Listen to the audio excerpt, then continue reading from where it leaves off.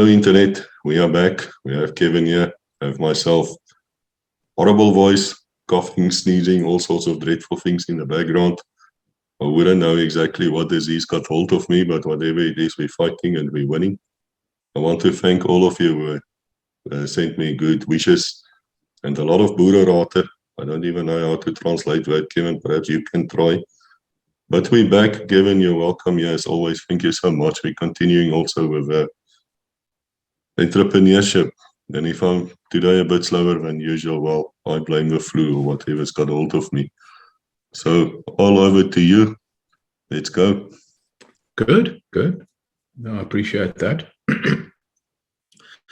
Excuse me. Okay, so just a couple of things. I had someone reach out to me via LinkedIn, because obviously my LinkedIn profile's at the bottom of all these videos.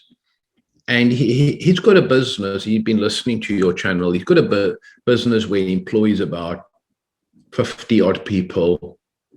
And he was asking me about the mindset scorecard, whether, he could have one like sort of made up for himself internally in his own business. And I said, yeah, absolutely.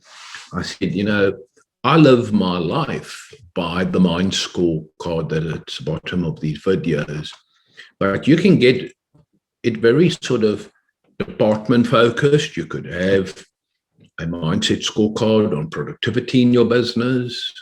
You could create a mindset scorecard for the way you want your salespeople to behave. So it can go on and go on. But he's quite a smart guy. So he asked me some very good questions. And he said to me, how do you know, Kevin, whether the person is right for what you talk about? I said, well, first of all, I can eliminate a lot. I said, I have no experience with corporate people. Obviously, they could benefit out of it, but, mine's only ambitious, successful entrepreneurial people who are still wanting to make their future bigger than their past. I said, I'll give you an example. I said, when someone comes in and, they score themselves, because obviously I've got the digital version as well. When they score themselves and they're scoring where they are, and they're mostly in the first column. In other words, they're struggling with these mindsets. So that's probably a jump too big to work with someone like that that's wanting to be in the fourth column. In other words, a game changer.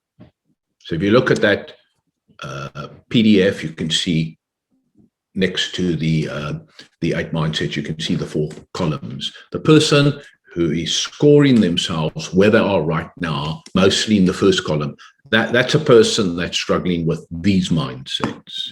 And so what I say to that person is, first strengthen these mindsets in your behavior, in your business, and then score yourself again. So if you move to the second column, that's the people that are sort of frustrated. They are absolutely fantastic people to work with, because they're wanting to do it, but they're just frustrated about how to go about it. And then the third column, of course, is a very interesting column. They sort of like conventionally successful already, but I say conventionally successful already because they're in a particular industry, and a lot of the stuff that's made them successful is actually not their stuff. In other words, they just looked around in the industry and followed it and did well at it. So that's conventionally successful. But the guy that wants to, or the woman that wants to go into the fourth column, that's someone that's really wanting to make their future bigger than their past. And in many ways, they want to be transformative. So, that just gives you the bit of insight into how the scoring actually works. Okay, so having said that, if you could pull out a piece of paper, you don't require right away a A4, just a small piece of paper will do. And then, the X and the Y axis type of graph, about 2 centimeters for the X down at the bottom, 2 centimeters long. And then the Y axis sort of 2 centimeters high. Okay. And then for the purpose of the exercise, down on the x-axis, in other words, the horizontal one, just put there where the x and the y-axis on the left-hand side meets, put there low courage.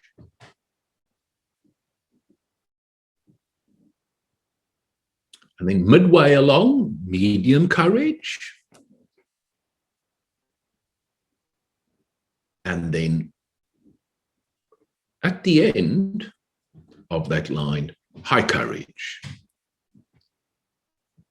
And then on the y-axis, down at the bottom, you put low commitment, medium commitment, and high commitment. So what we're going to do is we're going to get you to plot yourself on a couple of things that we're going to go over. And the reason being, as we climb into the freedoms through money, and there's quite a few sessions on this one, by the way, you need to establish what type of person are you when starting to come into the freedoms through money. If you're the same type of person, then maybe you should park off going into freedoms through money and first revisit, okay, the first couple of freedoms that we went through. Okay, so before we kick off, to measure yourself on that X and Y axis, obviously what you're trying to do, you're trying to be in the top right corner. Now, for me, and only for me, and everyone must decide themselves, what is low commitment and low courage? What actually is it?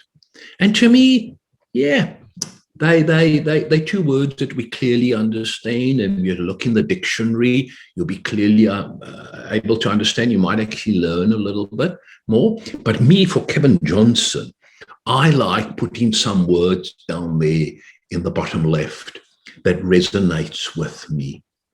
Things like NAFI.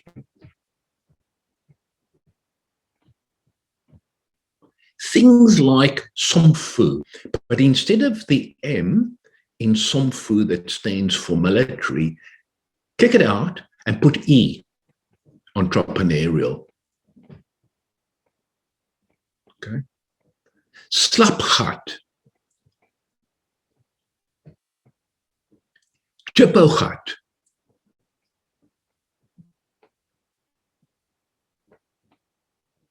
En donors, man. Jy is maar net 'n C-stof diff.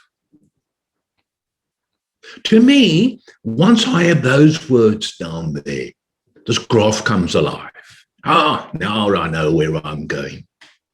And bear in mind, you are wanting to set a bigger and better future for yourself. So you need to start fronting up when you measure yourself. Also, when you start to measure yourself, it all starts by being honest with yourself. Okay, so let's start with the very beginning. You have committed, and it requires some courage to give yourself an extra 10 years, not so?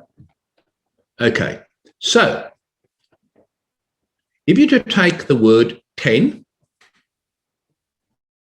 and you had to look now at how courageous have you been in the last couple of weeks to secure that extra 10 years, and how committed were you, where would you be on the graph?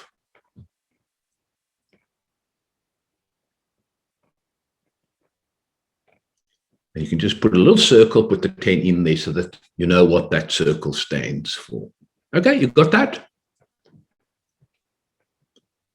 Right, then we go to the first mindset, freedoms through courage. So what you're going to do, even though this is a graph of commitment and courage, you're now going to plot yourself and you're going to put a little C in the circle. In terms of being courageous, How courageous were you to start being courageous?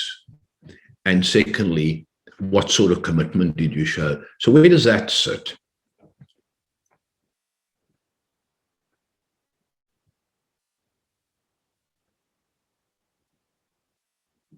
Okay, then you're going to put a little circle somewhere in terms of what courage and commitment did you show towards H, health.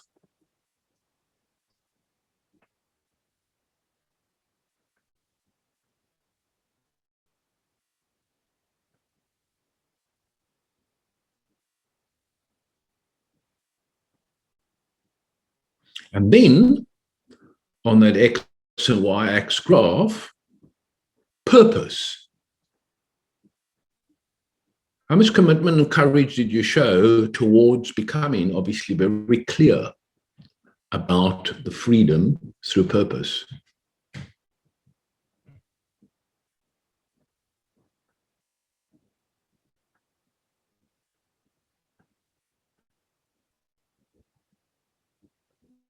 And then lastly, T inside a circle for time, freedom through time. How much courage and commitment have you shown?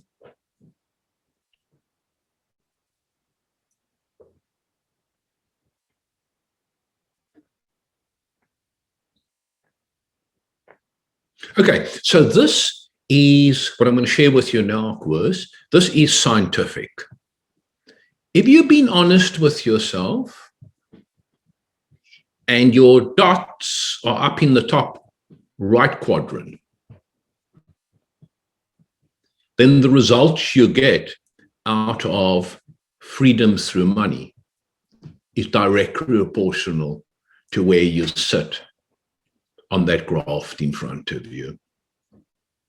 If you're closer, so if you look at the top right-hand corner, that's where you're showing high commitment, high courage for those categories. And down on the XY axis, right down at the bottom, we're calling it low. But in actual fact, for those that were in the military, those who were in the police in South Africa, you're familiar with the other words. I'll just say it again. Seestofdief, Nafi, Slapgat, Jippagat, and then Somfu, S-O-E-F-U, self-organized entrepreneurial fuck up.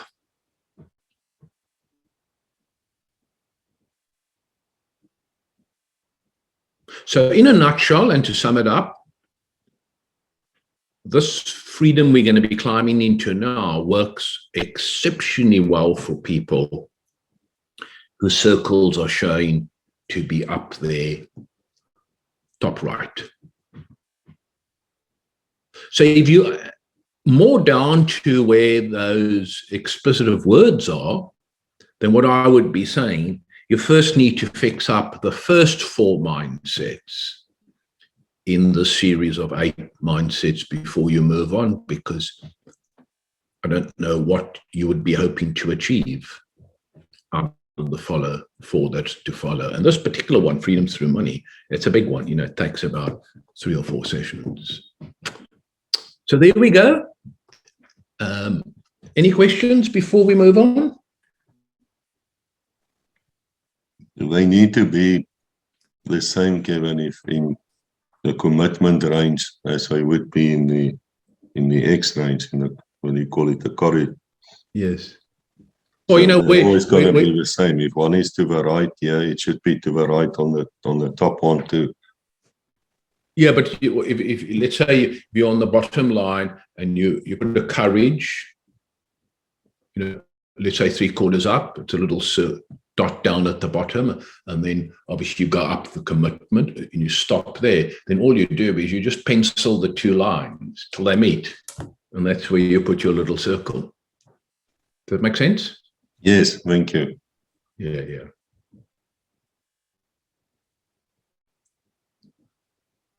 Right. So So that's it before we kick on with the freedom through money.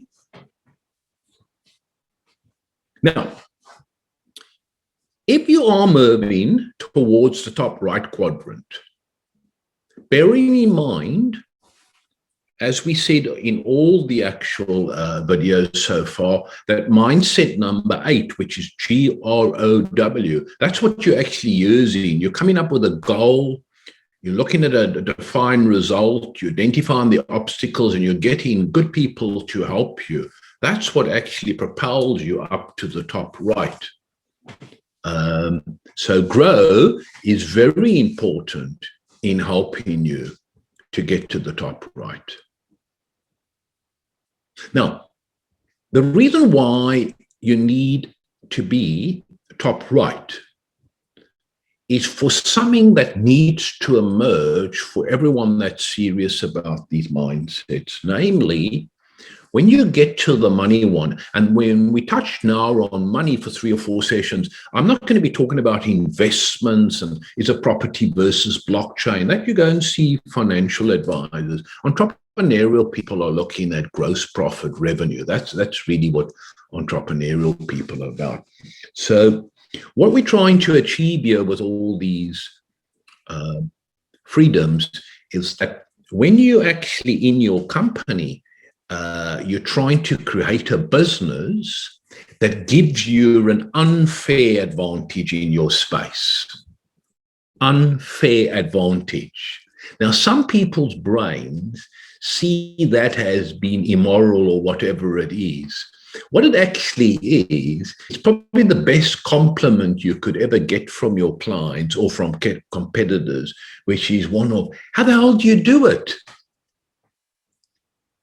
That's an unfair advantage. And that's really what we're trying to achieve every quarter, quarter after quarter, after just building something up to be an unfair advantage. And that's why I always say to people that if you're going into this freedom of money and you're at a stage in your life where you're just consolidating and that, what I'm going to be saying is probably going to frustrate you.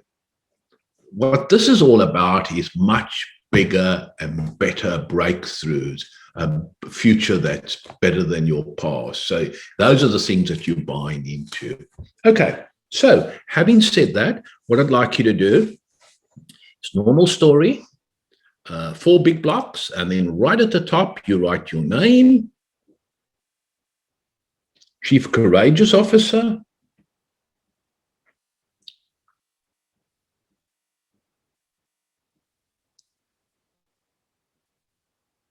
and on this one, you go back to when you scored yourself, you know where you are, and you know where you want to be.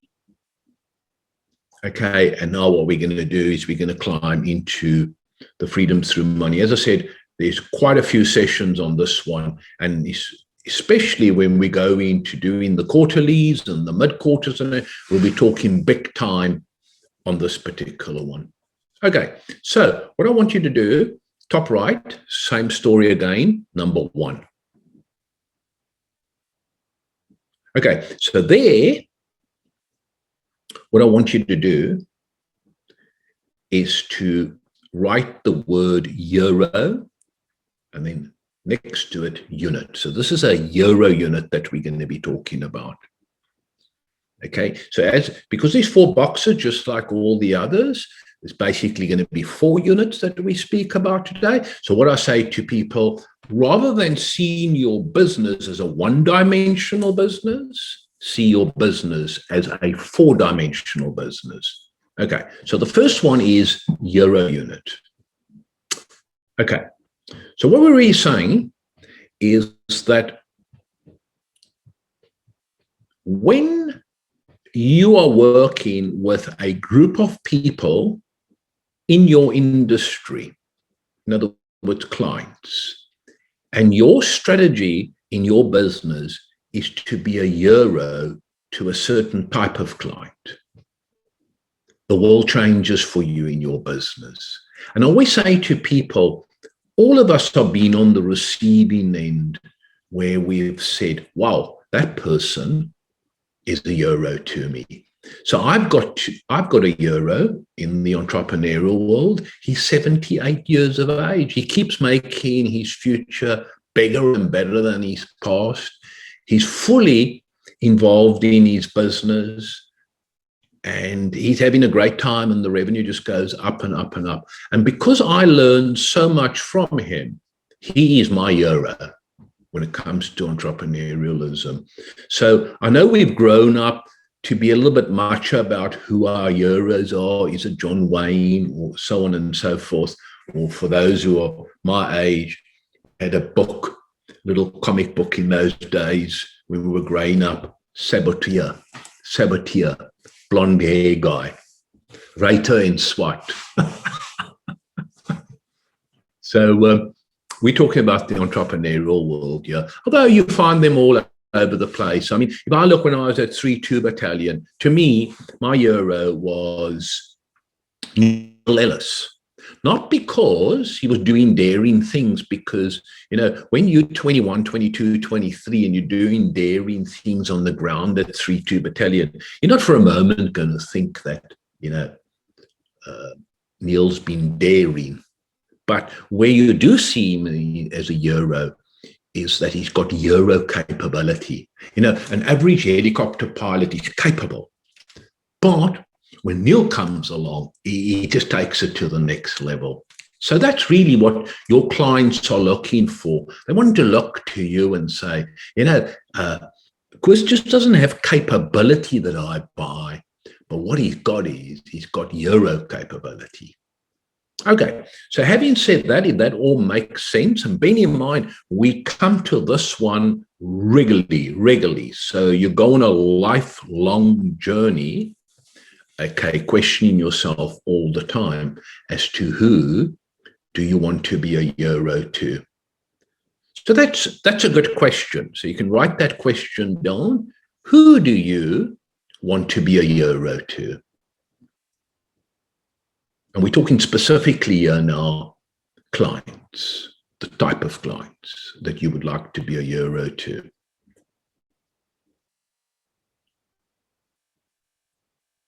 Okay, you don't have to answer it today, because I know that we're going to restrict the amount of time that you talk. But just let that question sort of sink in a little bit. Who do you want to be a hero to? Okay, so when you spend quality time answering that question, then obviously the next question that then follows, and this is a basic question, there's many other questions that I'll be sharing with you, but right now, say to yourself, so if I want to be a hero to that group of people, what is the hero type of capabilities I require? Because there's one thing to have capabilities to a general group of people, but if it's going to be very specific, you might as well then say hero capabilities. Okay, so even if someone's doing well in business, but they're at a stage now where they're wanting to consolidate, those two questions are not going to mean a hell of a lot to them, because they're consolidating with what they've got. But for someone that's wanting to be transformational, Chris, and wanting to build a much bigger, better business, okay, then they would take up those questions and go, wow, whilst I'm doing exceptionally well at the moment, if I can get this up and running as well, and then transform my business to this new way of operating, these questions would make perfect sense to that type of person, and that person would be prepared to put energy behind these questions, and that type of person would be prepared to, engage with senior people in his business as to what they could derive out of this. Okay, so that's the euro unit. So the way I see it is that you could see like your euro unit almost like has two parts. The first part is like the front stage, you and identifying who the type of clients are that you want to work with. And then in putting it all together, it would be your backstage, things that your client doesn't necessarily see, but when you deliver it to them, they go, wow, I like working with Koos. And that's basically how you can divide that division, front stage and the backstage. Okay. Now, bear in mind, this is the first time we're speaking about it, and you're going to see towards the end of the session when I show you something where you go, wow, now I can see we're going to go back. We're going to go back again, and we're going to go back again, keep perfecting it. Because as you get bigger and better, obviously who you want to be a hero to can also change. Right. So does that make sense on that one? Yes. But this is important to remember. You don't want to be a hero to your wife. This is for your business. Yes. Yeah. Yes. Or for the scallumpy.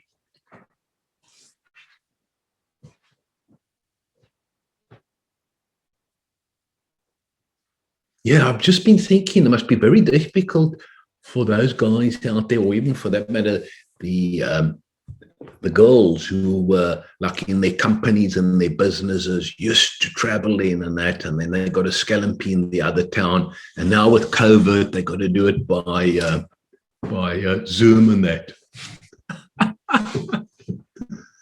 You can imagine. Right. So now we get to the second unit, which is the leads unit.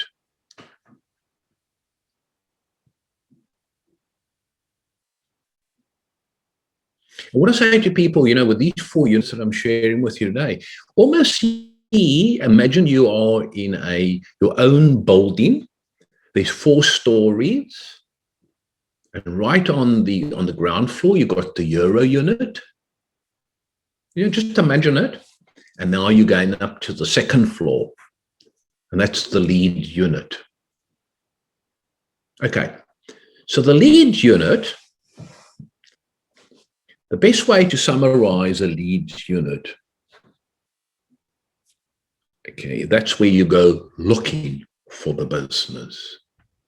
And many people will say, God, I find some business, but then it starts to preoccupy me and takes up all my time. And then when I get to the end of working with those clients, now I'm almost going to start from scratch again to find new clients, etc.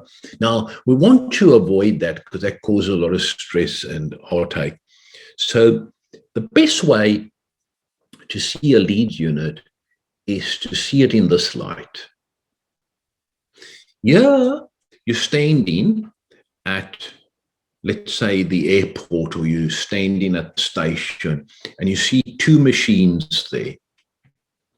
Okay. The one is a slot machine where you throw your money in, you pull nothing. You throw it in, you pull nothing. Throw, pull. And you actually don't know when it's going to return you something. That's a slot machine. And you don't want that in your business. What you're really looking for in your business is that machine you go to where you can see it's glass. The top, you got chips, chocolates, ice cream. And then what you do is you put your money in, you press a certain number, you press, and whammy, it comes out. In other words, it's predictable.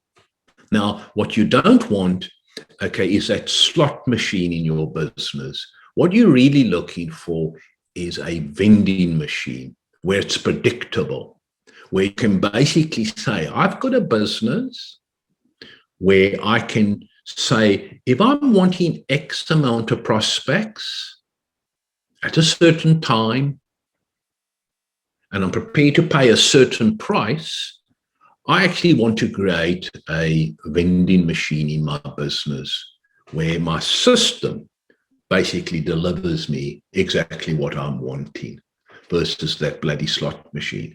And believe you me, some people go through 10, 20, 30, 40 years of business, running their business on the slot machine part.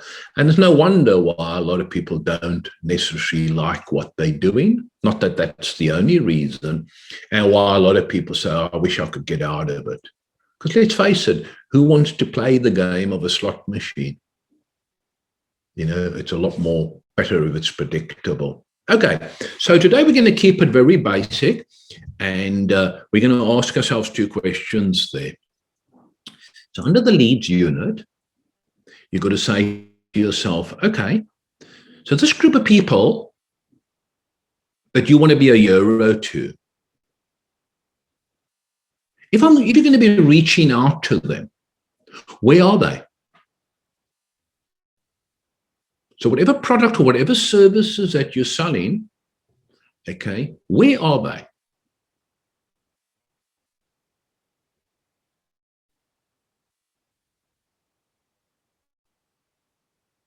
And what you could look at things like, so where do they go to before they come to buy from me?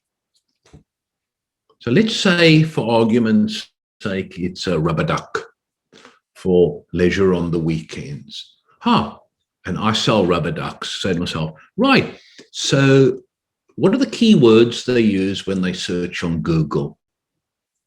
So I must advertise on Google. So that would be an example of establishing where are they. Now, that's a very generic thing that I've just shared with you. Once we go deeper and deeper into this, you'll find then areas where you go, oh, here's some low-hanging fruit if I start promoting or advertising myself. Okay, and then if they buy that rubber duck from you, where do they go to after they've bought it from you? So maybe there's certain products that they go and buy after they've bought a rubber duck. Then you could be saying to yourself, well, if that's where they're going, then maybe I need to partner with those organizations, because those organizations will have a lot of the type of clients I'm looking for. So a fair amount of time is actually spent in the leads unit in establishing where are they. Before they come to you, where are they after they've dealt with you? Now, we're dealing with things here now at a very, very high level, 10,000 foot, but we'll come down to very specifics in the weeks and quarters that lie ahead. Right, so then just one more thing on leads unit for this first session is, what's the most compelling thing that you could put out there to attract them to want to contact you, call you?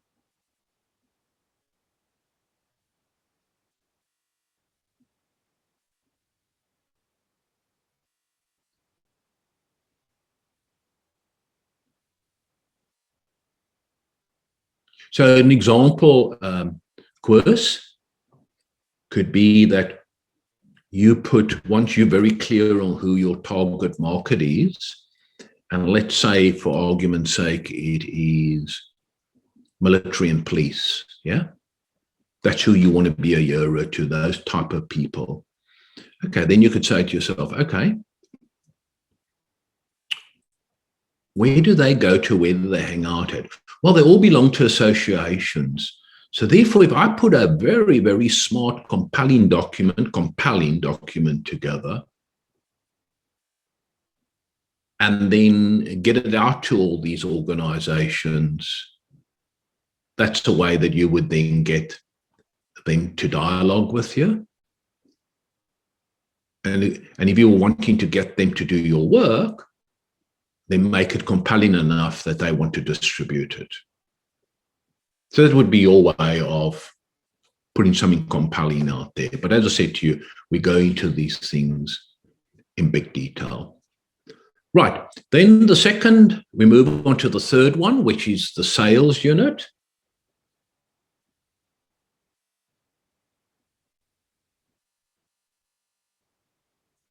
And a friend of mine actually came up, uses the word leads as an acronym.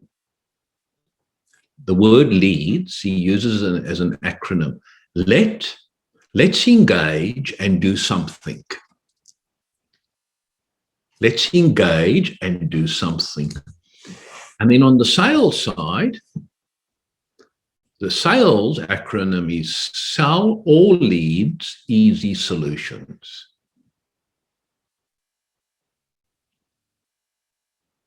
And then that leads me in to what I'm going to share with you, what we use in our business. Now, in the sales unit department, now that's gone to now the second floor. In that department, two very important things we focus on. There's two objectives that we have in the sales unit. The first is the core objective. How do we make it easy for our prospects to say yes? And that doesn't mean us cutting the price or dropping the price.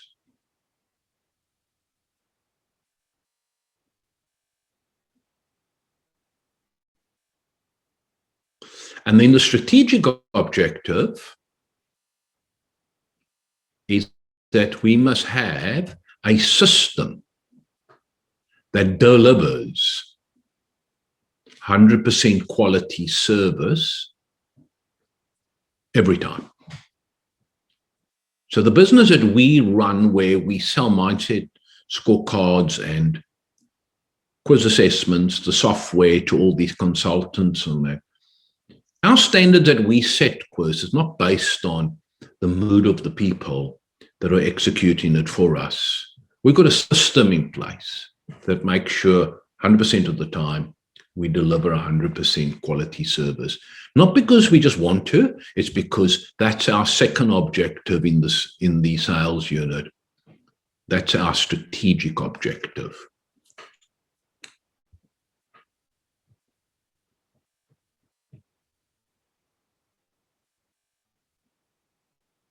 Right, then we move to the more sales unit.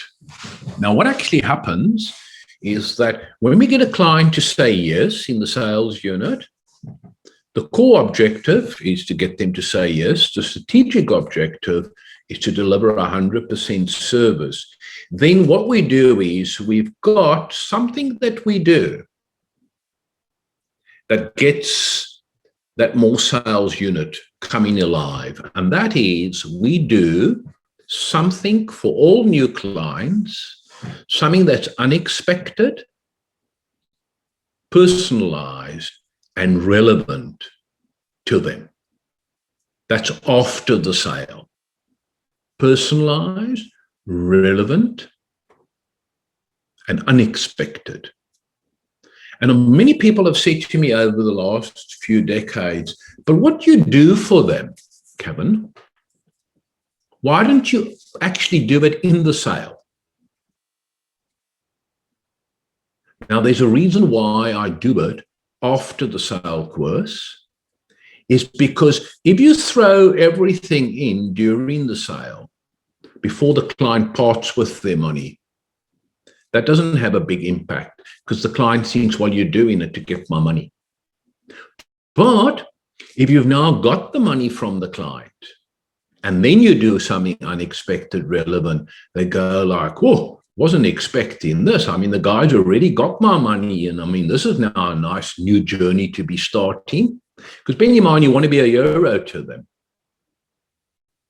And then that enables you to move in to your more sales unit, which is up on the third floor. And on the third floor, what it's all about is two things: lifetime value with the client,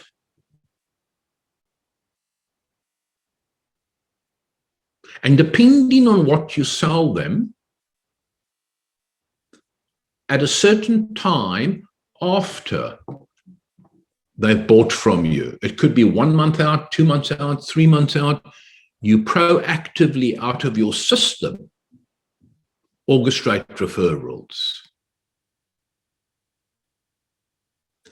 And lifetime value, doing it in a proactive way, in a systemized way, and doing exactly the same thing in being proactive around orchestrating referrals, that can become a very, very lucrative department for your business.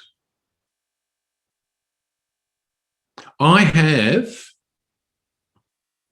spoken to someone for the last 13 years where we've shared best practices in that department.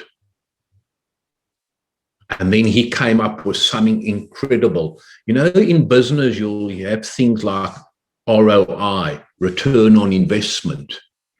He one day said to me many, many years ago, "Oh, Kev, so we're taking our client portfolio and it's like buying shares. You know, you buy X amount of shares and you expect X amount of return." He said, well, in this, he calls it, I think, a after unit. He said, well, if you and I are doing this successfully, he said, then this is like buying shares. Each client of ours is like a share. And so what we're going to do now is we're going to see how we can actually get a return out of our clients. So he coined a wonderful phrase. He calls it ROR, return on relationship. Now, in our CRM, okay, we've got it set up in a way where we're measuring our ROR. For some people, it will be a yield, like a percentage. And in our case, it's a value. So the sales unit is helping us to get new revenue.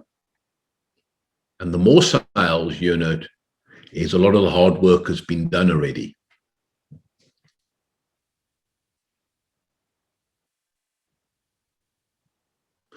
Now, what I've come across in life is that most people say in business, hey, yeah, I'm in the referral business. I've even on the back of my business card got the, refer if you know someone.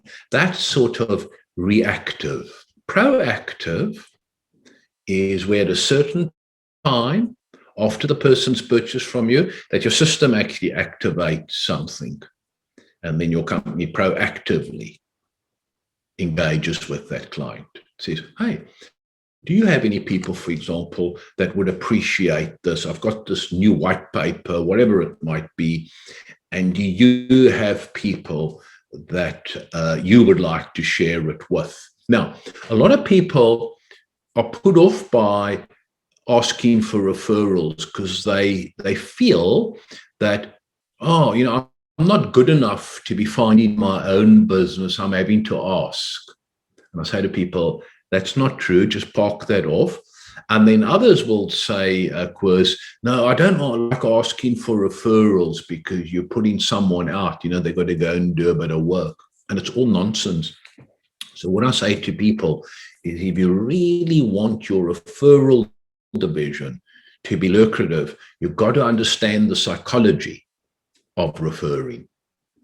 Once you understand the psychology, you'll go, my gosh, it's not what I was thinking. So here is the psychology. Think of it. When you go and you see a good movie, boy, you can't wait to tell your mates, you've got to go and see this movie. Not only do you tell them to go and see it, next time you see them, you say to them, how was the movie? Now, the reason why you did that is because it was a good movie as far as you were concerned, and you wanting to get one up in your herd. You were the introducer of that new restaurant, that new movie. Now, if it's a crap restaurant or a crap movie, you ain't going to refer anyone. So that's a wonderful asset test in your own business. If you are delusional and you think you're giving your clients good service, they ain't going to refer. But if you've been a hero to them, then they want one up in their herd and they're going to say, hey, Bob, Quirse, whatever it is, you've got to get a hold of Quirse. If you're looking for this, it's a fantastic experience where they're coming. And that's the psychology behind it. Okay, so that basically is the fourth unit. Okay, so what I'd like you to do is to flip the pipe and put it into landscape. And then I'm going to show you something that we do in our firm. So on the left-hand side, you have a paragraph. Is it a paragraph? Or sorry, a column about 1 centimeter wide on the left-hand side. This is now in landscape. And then on the far right, you have a column also about 1 centimeter wide. And then create 4 equal columns from top to bottom, 4 equal columns.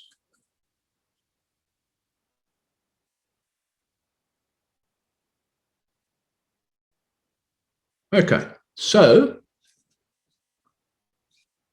in that first narrow column of 1 centimeter, the heading will be weekly.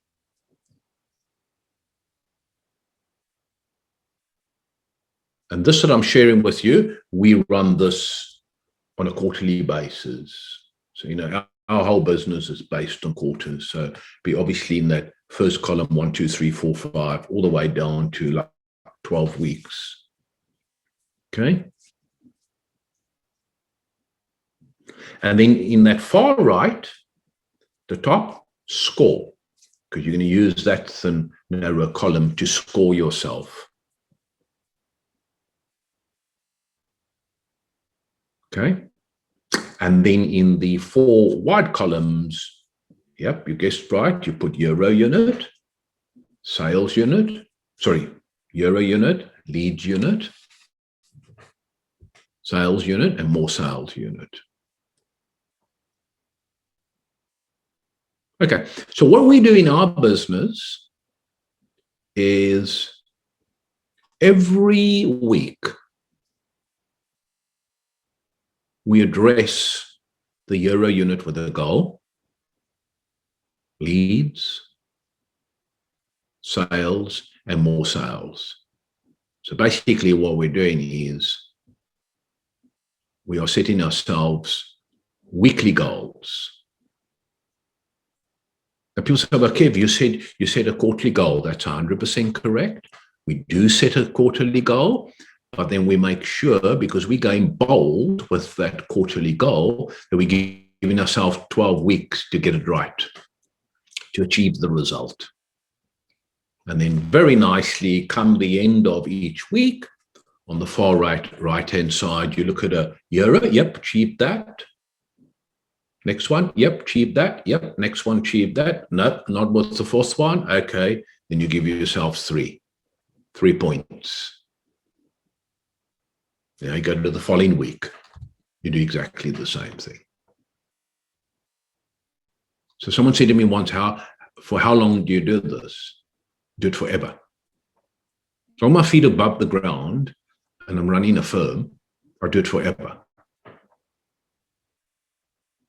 But eventually, doesn't it slow down, Kevin? No, it doesn't. As long as you are being bold, as long as you're being courageous, the euro unit just gets better and better all the time. Likewise with leads, likewise with sales, likewise with more sales units. Right.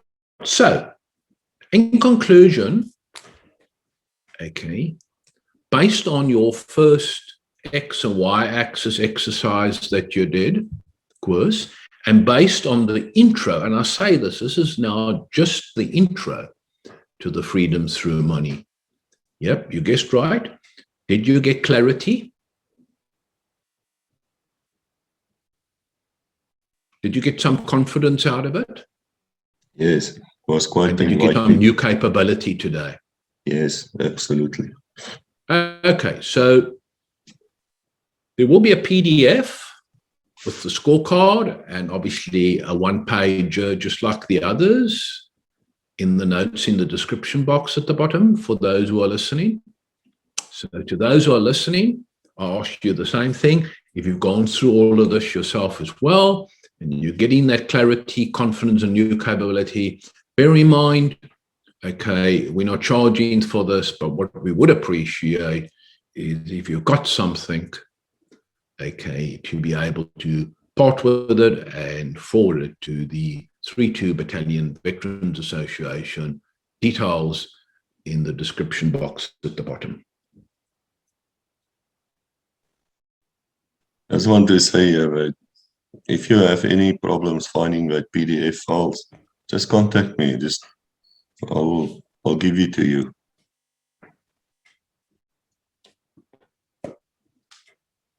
Well, there we go, Chris. So next week, what we'll do is we will continue on the second session around freedom through money. It seems to me, Kevin, that if you're not focused and you don't know what you want, you're just going to blunder voort. In Afrikaans, we say fok voort. And you're not going to get really where you should have been. You might get lucky. But I have to wonder where you could have been if you just followed a plan which you're giving to us. Well, a good plan always stands you in good stead. You know, I mean, that's the bottom line. And I've said this over and over. I'm yet to be proven wrong. It all starts with the mindset. And I hope, that I have said to people on quite a few occasions, if you just want to be that rugged individual running a business on your own, you're at the wrong place. If you're not going to be courageous and commit to things, if you're not going to have a bold purpose, in the freedom through purpose, you're not going to take care of our health to come to the table with lots of energy and that, you're not going to get what you could be getting out of the freedom through money.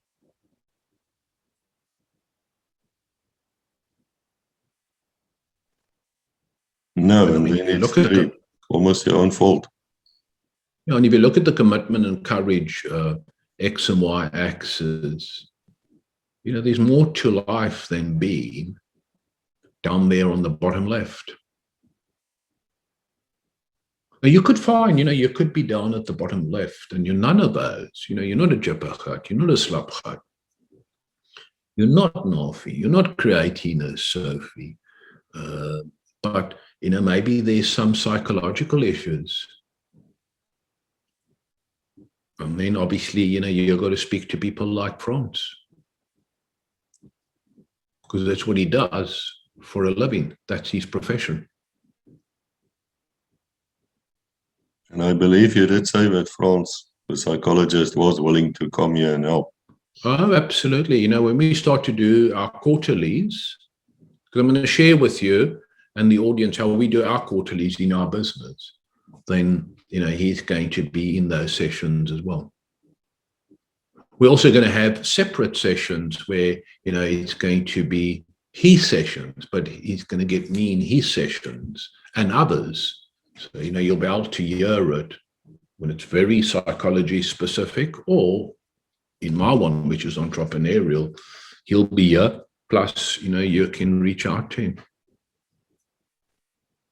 Would you say that the entrepreneurial fellow is born, or is he created, or both? Well, it's a big, big conversation. I believe if you got the right mentors,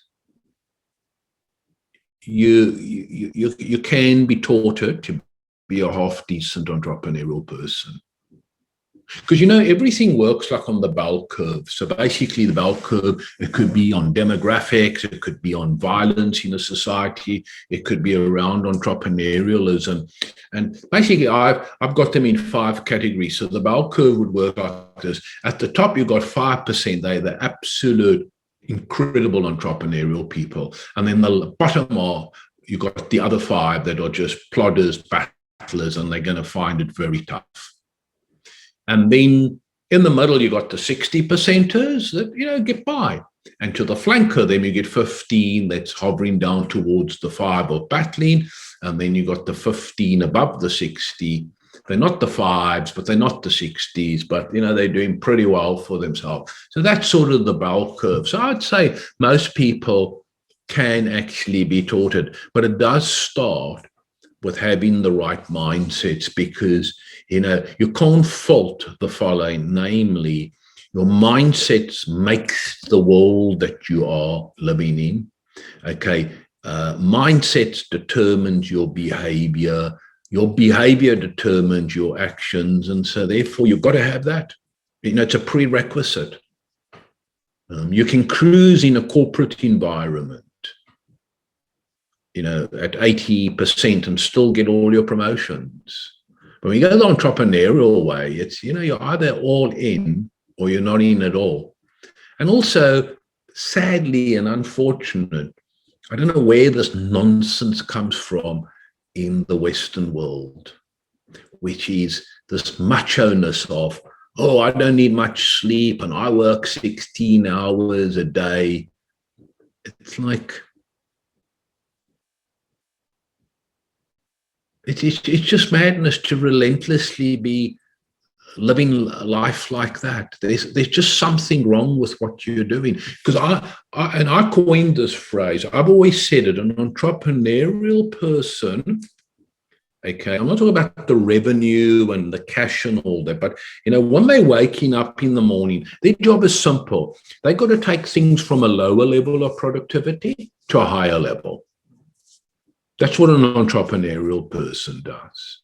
If we were up there on the border and we were, losing a lot of lives and that, they'd replace some of the generals and say, look, boys, we can't handle the status quo. We've got to become more productive. We've got to get more, whatever we're doing, more kills. We've got to get more territory controlled with fewer lives being lost, less gunships being shot down. It's applicable everywhere. Lower level of productivity to a higher level.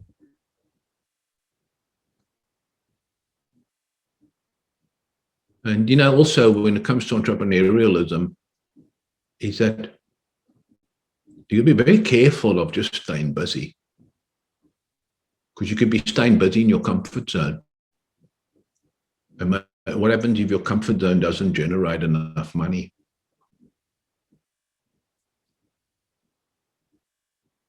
And I'll tell you, Raul, it's not just South Africa. I'm experiencing it here in the UK too. As each year goes by, more and more people are forced to go out on their own. That's just the world that's been created at the moment. These days of, I'll just get a job at Westbank Asset Finance as a 22, 23-year-old after I've left the army or whatever it is, and climb the ladder nicely and retire at 60, 65 with a nice pension and medical for the rest of my life. Those jobs are becoming far and few between.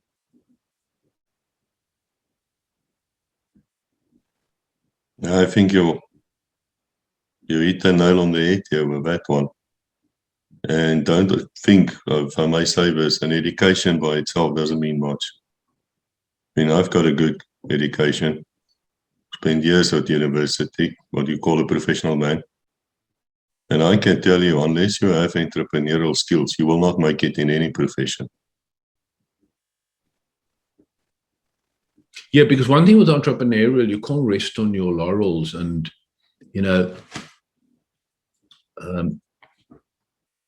if you look at our educational system, and then off to the college and the university, it's been designed for the corporate world. We got some consultants and coaches that are highly, highly academically qualified, but they put up their hand and they say straight away, I mean, as a business person, entrepreneurial, I'm useless. But yet you do need such people, Kevin, in business. You do need a lawyer you can trust, the accountant you can trust. Absolutely. But you also need to know the basics so that the guy can't lie to you. Well, can you just, that it? Yeah, that's all what I wanted to say because I know lawyers. I mean, I come from a legal family, man. I practiced law for many years. I wrote books on it. It's a breed which doesn't take them long to realize they can make a lot of money out of you being stupid. And so they do. These are truly the building blocks that we are sharing. I used it with entrepreneurial people that own lots and lots of dealerships, used it in my own business, used it with a venture capital firm in the city that I helped, who were investing into firms. I'm using it now with scores and scores and scores of coaches out there, all types of coaches, whether it's a business coach or whether it's an artificial. This stuff is timeless and it works. You don't have to chop and change it every 12 months. It doesn't go out of fashion. You can get tremendous muscle memory, but you have to change some of your habits. I shared this in one previous video where I said, someone pulled me up once and said, he said, it's not about habits. No, I lie. He said to me, it's not about discipline.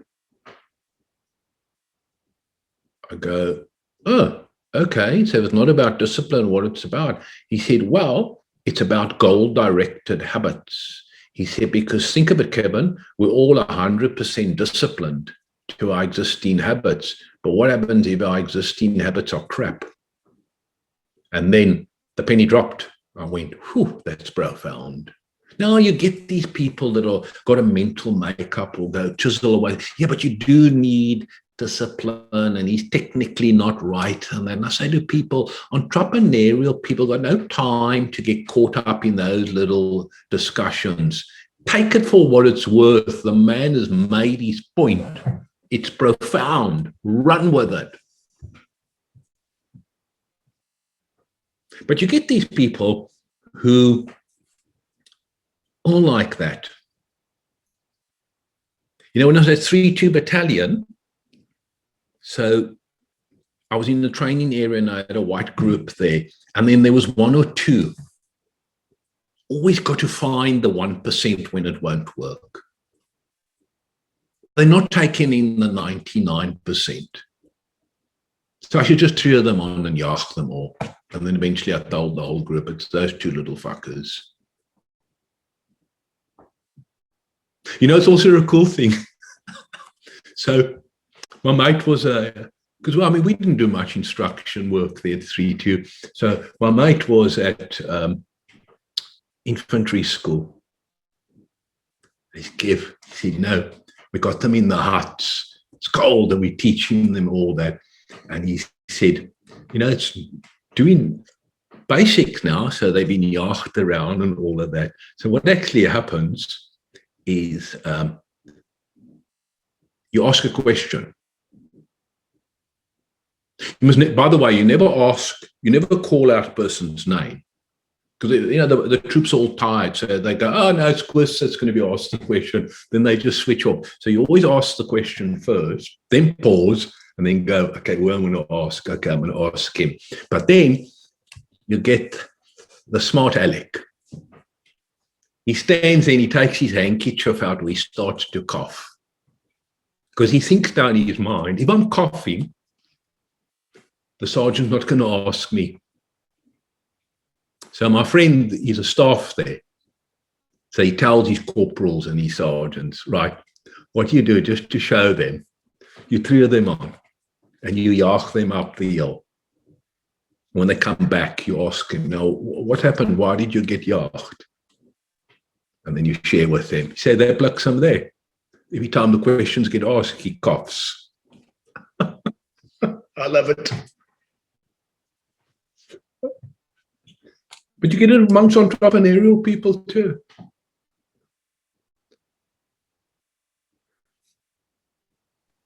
It seems you can't really take away the two, army life and civilian life, very much the same in very similar ways. Yes. I think the civilian one is more dangerous, though. Yeah. You know, I mean, France is an absolute expert at it because he's worked with many. I mean, he works with, normal people as well, like from civilian life and that. But he's worked also with a lot of military people and that. And I've ever asked him this, and I think I'm going to ask him next time, is that, I think to myself, I didn't realize this, but we got billions of DNA cells, and apparently in every cell there's a 4-letter code. Yeah, a T, an A, a C, and something else.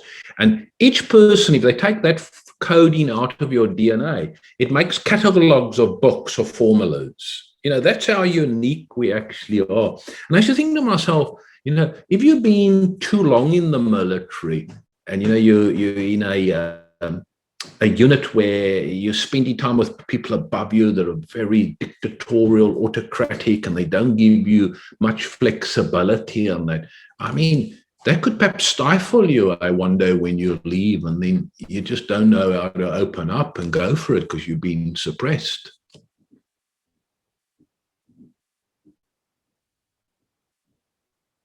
So, France, if you're listening, and that's true, I've just created more work for you. Well, I'm glad to say we have France. I hope it's not true. We're going to have France the second episode on what, the 27th? The day after the day of Christmas. Well, Internet, we've come to the end of another fascinating episode. As I always say to all of you, the time will come when you have to look after yourself. It's really true. I've seen it in my own life, 30 years. The last 30 years, I've seen how the job opportunities have changed. Sometimes political, sometimes otherwise, doesn't matter. The fact is you need the skills which Kevin is bringing to us. So Kevin, I want to thank you once again. Thank you for that. We'll carry on next week. We'll post another one. I'll be recording from Chamay or from the Alps, wherever we are. Not sure where you will be, and I'm not sure where you will be who's listening yet. But to all of you, God bless until we meet again.